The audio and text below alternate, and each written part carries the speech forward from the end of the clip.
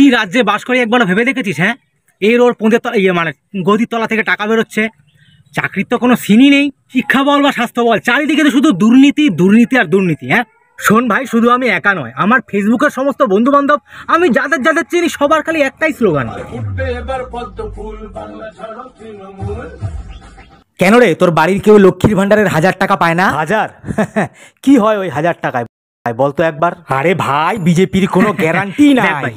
ছোটবেলা থেকেই বিস্কুট হিসাবে পার্লেজি, আর এখন মানুষ হিসাবে মোদিজি, এদের গ্যারান্টি আলাদা। হ্যালো গাইস, আজই সেই দিন যেদিন আমরা পশ্চিমবঙ্গবাসী বা ভারতবাসী নিজেদের গণতান্ত্রিক অধিকারটা ফলাতে পারি।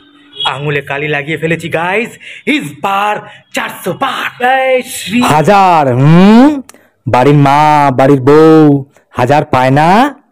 কিরে, বাড়ির মেয়েটাকে কন্যাশ্রী, বিয়ের সময় রূপশ্রীর দরকার নেই? আরে ভাই, 15 লাখ তো হয়নি, 1000 তো তাও পাচ্ছিস, বাড়লে আবার 1500 হতে পারে, বুঝলি? আর চিকিৎসা, স্বাস্থ্যসাথী, কিরে এত ভাবছিস কি?